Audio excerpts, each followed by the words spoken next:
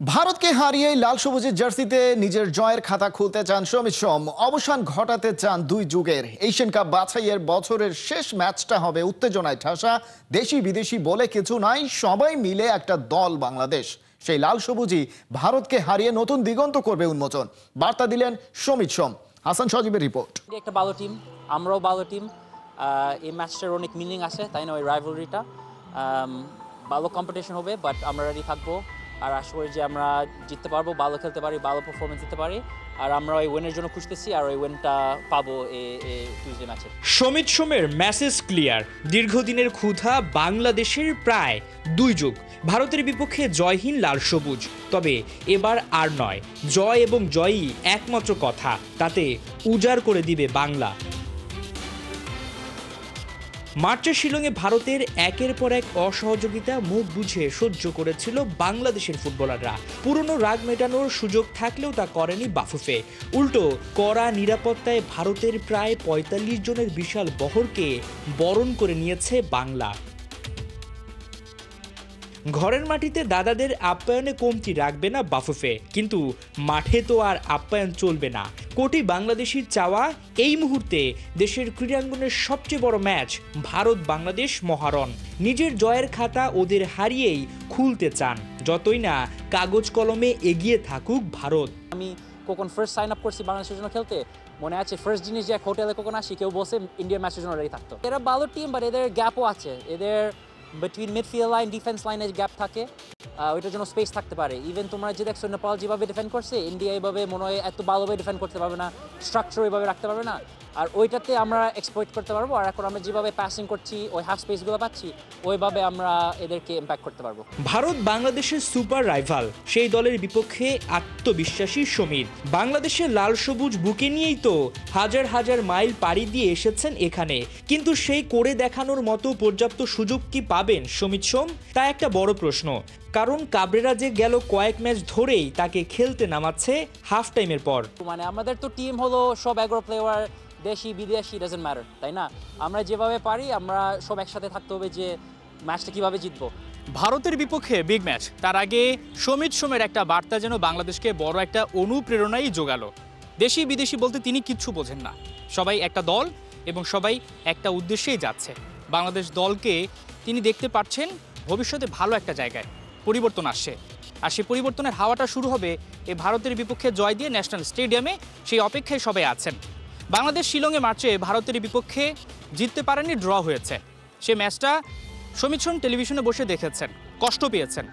তবে এবার তিনি সেই কষ্টটা লাঘব করতে চান, বাংলাদেশকে জয় এনে গোটা বাংলাদেশের সমর্থকদের আনন্দে ভাসাতে চান। হাসান সজীব, ৭১, জাতীয় স্টেডিয়াম, ঢাকা। যে যাই বলুক লোকে, ফুটবলারদের তো আর তাদের হেড কোচ কাবরেরুর উপর ভরসা না করে উপায় নেই। কিন্তু দিন শেষে কোচের বিভিন্ন সিদ্ধান্ত সমালোচিত হচ্ছে তীব্রভাবে। আর তার চেয়ে বড় কথা, হামজা সমিত সোমদের মতো তারকাদের দলে নিয়েও ম্যাচ জিততে পারছেন না স্প্যানিশ কোচ। বাফুফের সভাপতি বলছেন, ভারত ম্যাচের পরেই আসছে কাবরেরাকে নিয়ে সিদ্ধান্ত। রিপোর্টে বিস্তারিত। রাজধানীর কমলাপুর স্টেডিয়ামে প্রথম বিভাগ ফুটবল খেলা, তবে সেখানে দর্শকের চেয়ে ফুটবল কর্মকর্তার সংখ্যাই যেন বেশি। অবস্থা এর চেয়ে ছিল বেগতিক, কারণ এই লেভেলের খেলাই যে বন্ধ হয়ে গিয়েছিল। তবে একজন হামজা চৌধুরী সহ বিশ্বের নানা প্রান্ত থেকে আসা প্রবাসী ফুটবলারদের ব্র্যান্ড ভ্যালুর সুবাদে সুদিন ফিরতে শুরু করেছে ফুটবলে। কিন্তু মুদ্রার উল্টো পিঠও তো আছে। হামজারা যে ম্যাচ জিততে পারছেন না। কোচের ট্যাকটিক্স আর টিম ফরমেশন নিয়ে প্রায় প্রতিটা ম্যাচের পরেই উঠেছে প্রশ্ন, বেড়েছে হতাশা। সিন্ডিকেট বাজির অভিযোগও উঠেছে বিভিন্ন মহল থেকে। বাফুফে বস বলছেন, সব অবজারভেশন আমলে নেওয়া হবে ভারত ম্যাচের পর। আমরা ভারত ম্যাচের সাথে জিতবো, ভারতকে হারিয়ে আমরা আমাদের 2025 বছরটাকে ভালোভাবে আমরা শেষ করব। তারপরের দিন থেকে অফকোর্স আমাদের নিউ প্ল্যানিং আমরা চলে যাবো, সেটা আমাদের কমিটির মাধ্যমে সবাইকে আমরা জানিয়ে দেব। ভারতের বিপক্ষে জিততে মরিয়া বাংলাদেশ। এর বাইরে আপাতত আন্তর্জাতিক ফুটবল থেকে বড় কিছু অর্জনের সুযোগ নেই হামজাদের, কারণ এশিয়ান কাপ বাছাই পর্ব থেকে বেশ আগেই ছিটকে গেছে বাংলাদেশ। তবে তাবিত আওয়াল এবারে ছুটতে চাইছেন আরেক লক্ষ্যের পেছনে। খেলার জন্য আমরা লাস্ট মোমেন্টে গোল না খাই, টেকনিক্যালি কোথায় কোথায় আমাদের এখন সেটাও আমরা চিন্তা করছি। ভবিষ্যতে বেটার রেজাল্ট করার জন্য কি করা যায়, কিন্তু রেজাল্ট আনি বা খেলা কেমনে খেলি, আলটিমেটলি আমাদের র্যাঙ্কিং বাড়াইতে, এটা আমাদের একটা প্রমিস ছিল। আমাদের কমিটি 1 বছর হয়ে গেছে, আমরা র্যাঙ্কিং ওরকম করতে পারি নাই। তো ইনশাল্লাহ 2026 র্যাঙ্কিং নিয়ে আমরা কাজ করব। বাফুফে নির্বাচনের আগেই এই কমিটি কথা দিয়েছিল ফিফা র্যাঙ্কিংয়ে অন্তত 150 ঘরে বাংলাদেশকে নিয়ে যেতে চান তারা। সেই লক্ষ্য এবারে কত দিনে পূরণ হয় আর কিভাবে হয় সেটাই দেখার অপেক্ষা। খালিদ জামিল, ৭১। আয়োজন ফুটবলের সেখানে খেলাটার সাথে জড়িত শীর্ষ কর্তারাও হাজির। প্রথম বিভাগ ফুটবলের উদ্বোধনের আয়োজনের ব্যানারে ফুটবল বানানটাই ভুল। এটা দেশের ঘরোয়া ফুটবলের খারাপ অবস্থারই কি বহিঃপ্রকাশ? ঢাকা মহানগর লীগ কমিটির চেয়ারম্যান সাবির আহমেদ আরেফ অবশ্য খেলাযোগকে বললেন, বানান ভুলের সাথে দেশের ফুটবলের কোনো সম্পৃক্ততা নেই। এই স্টুপিড একটা হইলো, এখন এটা আমাদেরকে দেখারও নাই। দায়িত্ব ছিল ওই যে কি নাম ওর নাম, ফেডারেশনের কি মেহেদি নাকি, মেহেদির প্রধানের দায়িত্ব ছিল। কালকে এটা আমি ফেডারেশনে যে ধরবো আর কি, ওকে পাইনি এখনো। সভাপতি সাহেব যখন আসলেন তার আগেও তো এটা জাস্ট খুলে ফেলাও তো যাইতো নাকি, ভুলটাই দিয়েই আমরা কভার করলাম। তৎক্ষণিক আর কি, এটা তো চিন্তা ঢুকে নাই, কিন্তু ভুলটা পড়ছে খেলা শুরুর সময় আর কি, যখন আমরা বিএপিতে এসে বসছি তখন আমাদের চোখে পড়ছে আর কি, তখন তো অলরেডি সব প্রোগ্রাম শেষ হয়েছে। না, ফুটবলের দুরবস্থা এটা বলা যাবে না, কিন্তু মিস্টেক তো একটা বিরাট মিস্টেক। খেলার সঙ্গে স্পেলিং এর কোনো সম্পর্ক নাই আর কি। ঠিক আছে, আমরা তো টুর্নামেন্ট করছিলাম 15 তারিখে চালু করবো, 15 তারিখে চালু করছি। ফার্স্ট ডিভিশন তো অনেকদিন ধরে বন্ধ ছিল।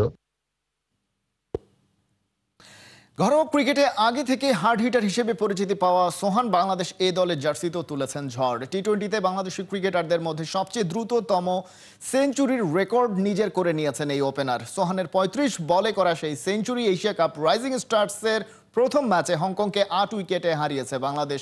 দোহাতে টস হেরে আগে ব্যাট করতে নেমে নির্ধারিত 20 ওভারে 8 উইকেট হারিয়ে 167 রান তোলে হংকং।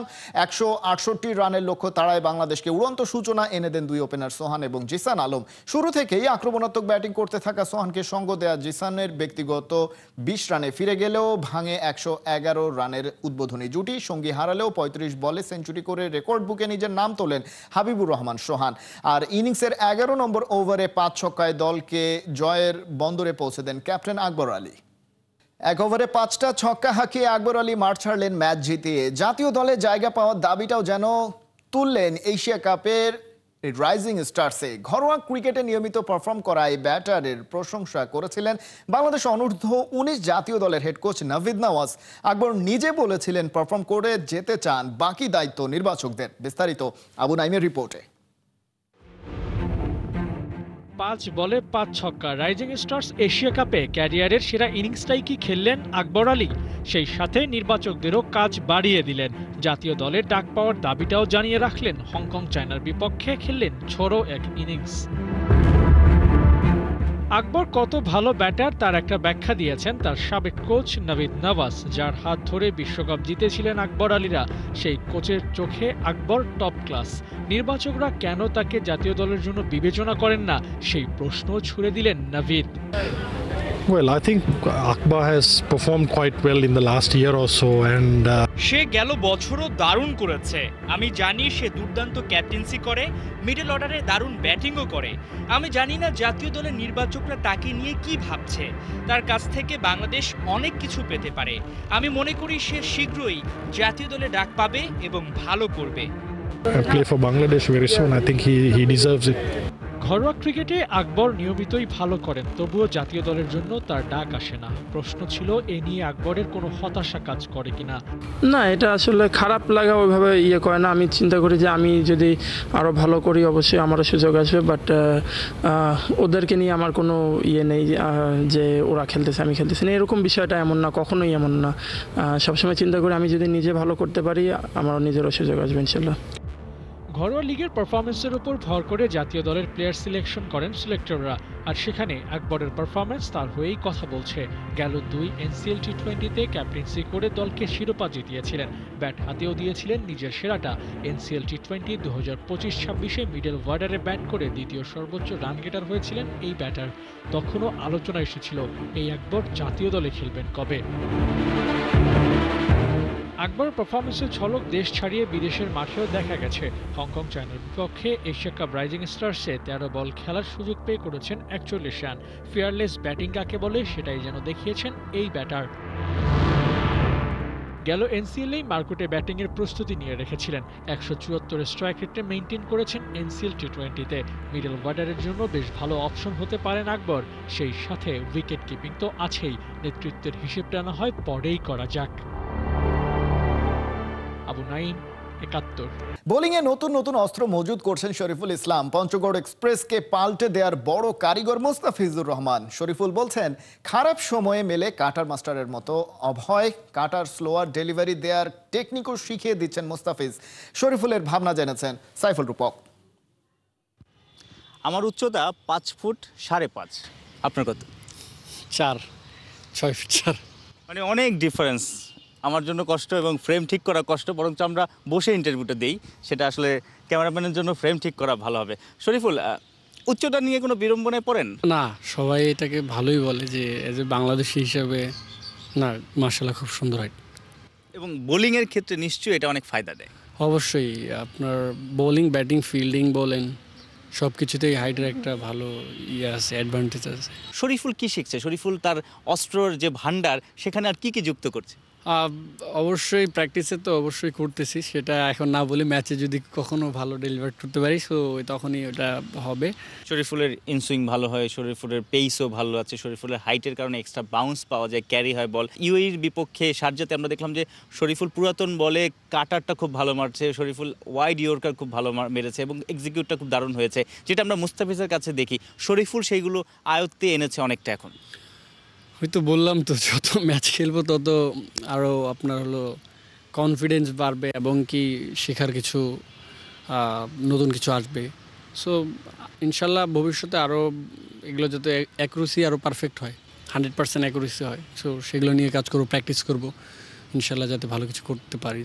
এটা কি একটা ব্লেসিং যে মুস্তাফিজুর রহমান আপনার টিমমেট, মুস্তাফিজুর রহমানের সাথে আপনি ম্যাচ খেলেন, মুস্তাফিজুর রহমানের সাথে আপনি নেটে বোলিং করেন, যে কিনা দুনিয়া জুড়ে তার মানে খ্যাতি আছে অনেক। সে কাটার মাস্টার, দুর্দান্তভাবে এক্সিকিউট করে।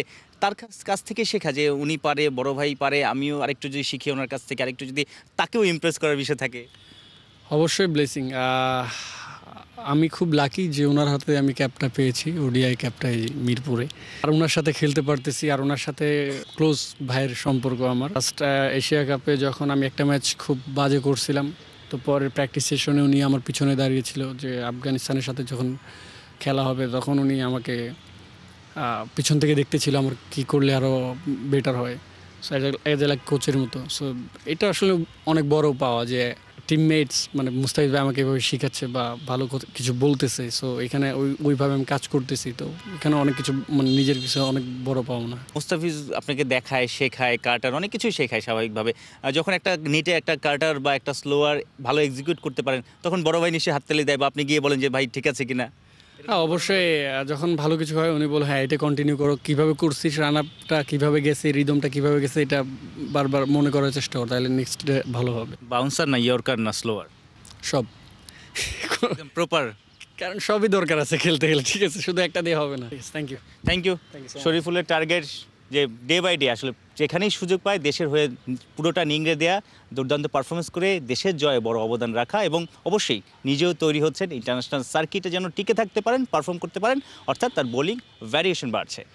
সাইফুল রূপক, 71।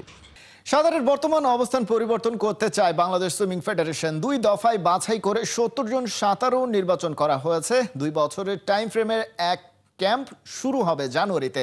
ক্যাম্প শেষে উত্তীর্ণদের উপার্জনের ব্যবস্থাও করে দেয়া হবে বলে ঘোষণা দিয়েছে ফেডারেশনটি। বিস্তারিত আবু নাইমের প্রতিবেদনে। সাঁতারু খোঁজে বাংলাদেশ ব্যানারের নামের মতো করেই দেশের আনাচে কানাচে থেকে প্লেয়ার হান্ট করছে বাংলাদেশ সুইমিং ফেডারেশন। খুঁজে এনেছে আগামীর সেরা সাঁতারুদের। খুঁজেই ক্ষান্ত হয়নি ফেডারেশন, ওদের দেখভালের দায়িত্বও নিয়েছে তারা। স্পোর্টসে কোয়ালিটি ফ্যাসিলিটিসের বিকল্প কিছুই নাই। আর্থিক সচ্ছলতা না থাকলে সাধারণের পক্ষে তা মেইনটেইন করা সম্ভব না। কিন্তু দায়িত্ব যখন ফেডারেশন নেবে তখন নিশ্চিন্তে থাকা যায়। প্লেয়ারদের জন্য থাকা খাওয়ার ব্যবস্থা করে ওদের বিশ্বমানের সাঁতারুতে পরিণত করতে চায় বাংলাদেশ সুইমিং ফেডারেশন। সাঁতারু খোঁজের প্রথম পর্বে 64 জেলার 15টি ভেন্যুতে 2089 জন সাঁতারু খুঁজে পায় বাংলাদেশ। বাছাই পর্ব পার করে সংখ্যাটা গিয়ে দাঁড়ায় 630। 493 জন বালক, 137 জন বালিকার একটা স্লট খুঁজে পায় বাংলাদেশ সুইমিং ফেডারেশন।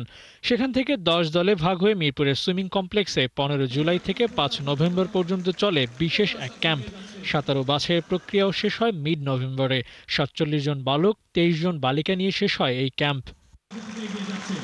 আবাসিক ব্যবস্থা সহ এই 70 জনকে নিয়ে 2 বছরের এক ক্যাম্প শুরু হবে 2026 সালের জানুয়ারি মাস থেকে। দীর্ঘমেয়াদী এমন পরিকল্পনার জন্য ধন্যবাদ পেতেই পারে বাংলাদেশ সুইমিং ফেডারেশন।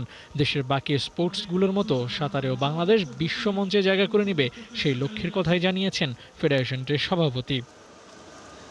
এই মহতী উদ্যোগ, আমি যেটা বলেছি, আমাদের অতীতেও চ্যালেঞ্জ ছিল, সেই চ্যালেঞ্জ মোকাবেলা করেই দেশের সার্বিক বিরাজমান পরিস্থিতির সাথে তাল মিলিয়ে আমরা এই প্রচেষ্টাকে সফল করার চেষ্টা করেছি।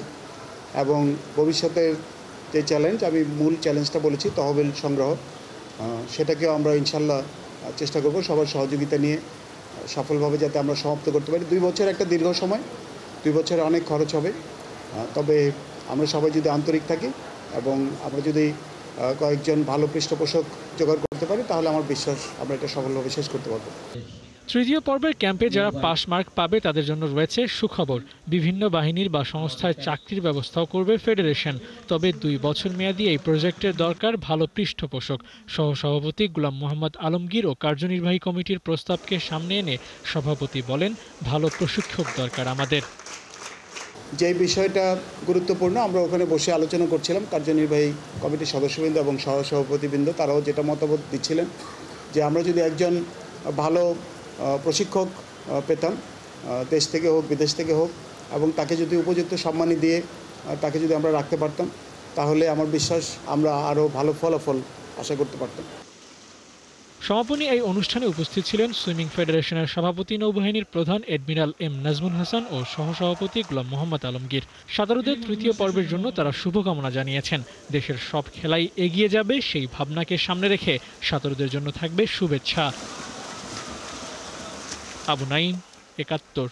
এই ছিল এখনকার খেলা যোগে। সরাসরি সংবাদ অনুষ্ঠান দেখতে চোখ রাখুন 71-এর ফেসবুক পেজে এবং সাবস্ক্রাইব করুন 71-এর ইউটিউব চ্যানেল। 71-এর সাথেই থাকুন।